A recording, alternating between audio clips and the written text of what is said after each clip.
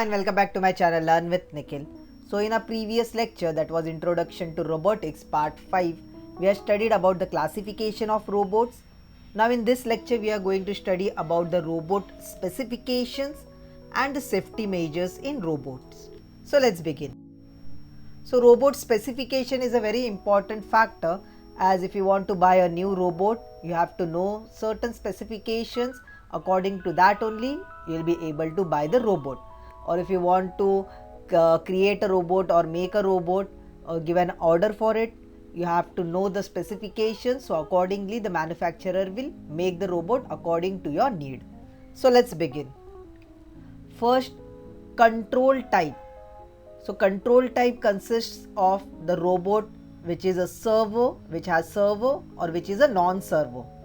We have studied about the servo and non-servo in a previous lecture. Servo means which gives the feedback, non-servo robot which doesn't give any feedback. So the control type you have to decide whether you want the servo type or you want the non-servo type. Next, drive system. So there are different types of drive system. For example, it is electric drive system, hydraulic, pneumatic. So which type of drive system you require, that you have to specify. Next, the coordinate system. So we have studied the different coordinate system in a previous lecture. For example, the Cartesian coordinate system, the spherical, cylindrical, revolute. These are the types of coordinate system. So which type of coordinate system you require in your robot, accordingly you have to specify. Then teaching or programming method. So which type of programming method, or you require a teach pendant, a remote control for it, or a programming methods you require to give the robot to work. So you have to specify that. Next is the accuracy, repeatability and resolution. This is a very important factor. I'll explain this in my next slide. Next is the payload capacity.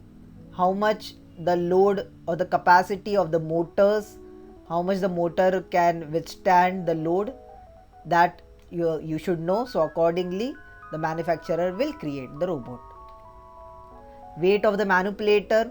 So weight of the robot, you should understand, you should have the capacity or the space, and you should know the weight of the robot, how much it should be. So as you know, this is the fixed kind of robot.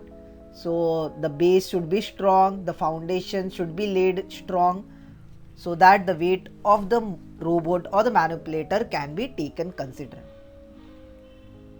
Next, the application. For what applications you require the robot, that is must. So accordingly the robot can be made.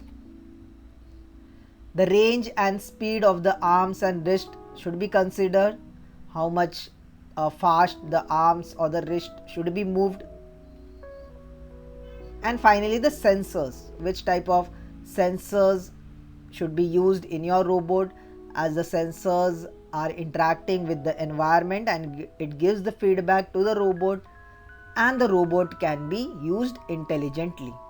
So sensors are considered when the robot is an intelligent type of robot. So these are the robot specifications.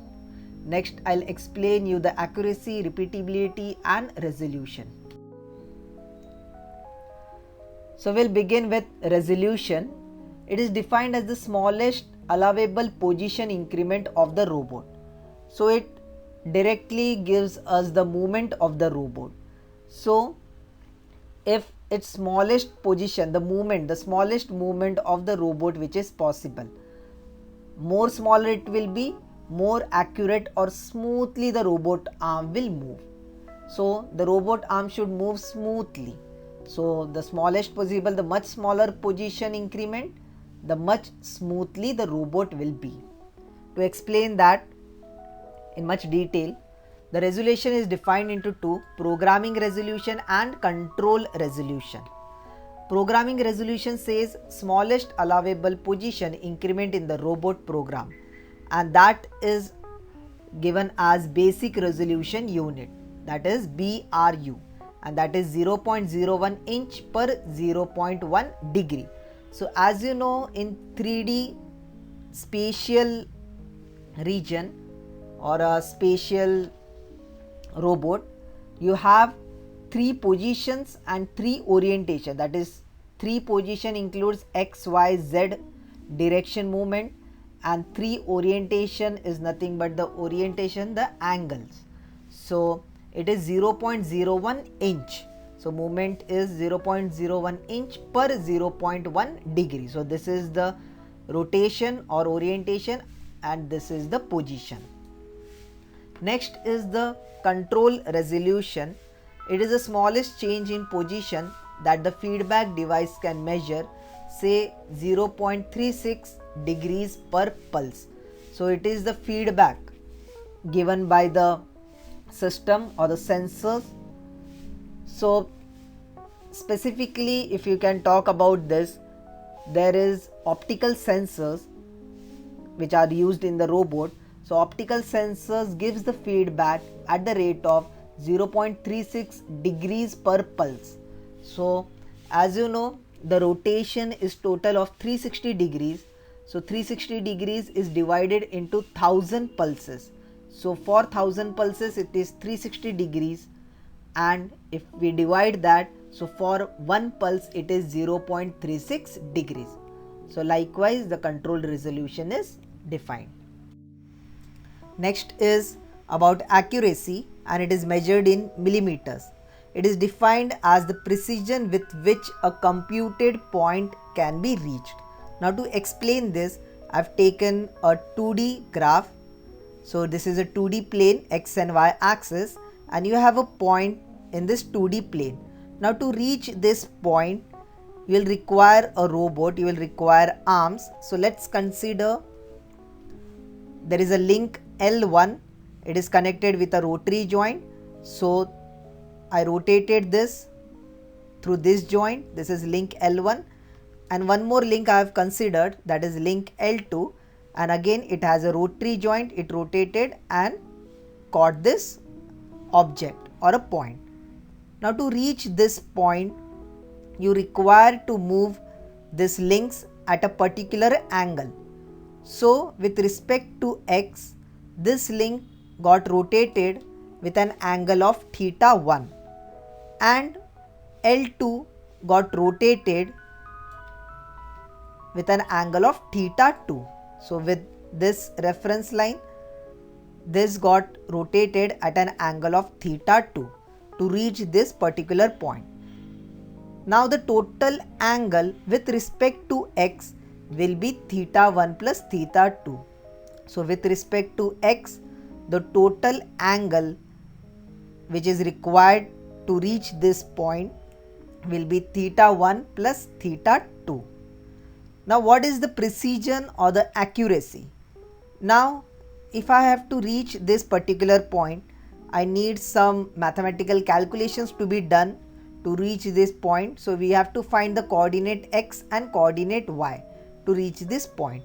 Now if I put the values of theta 1, theta 2, L1 and L2 into the mathematical formulas, which I will be discussing it later, then we'll able to achieve to reach this particular point.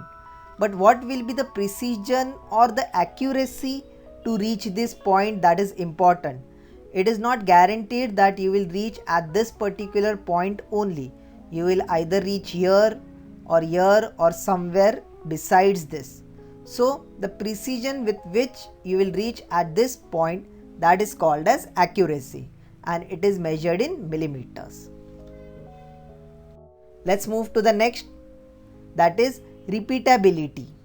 It is defined as the precision with which a robot repositions itself to the previous taught point.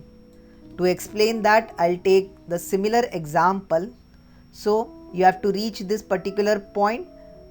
So you will require the links L1 and L2 to reach this particular point. Now what will be the precision that if I have to reach this point again and again, so it has to be repositioned, and if I have to reach this point multiple times, it should reach at this particular point only, and if that is accurate, then that is called as repeatability. So repeatedly you have to reach this particular point with the same accuracy.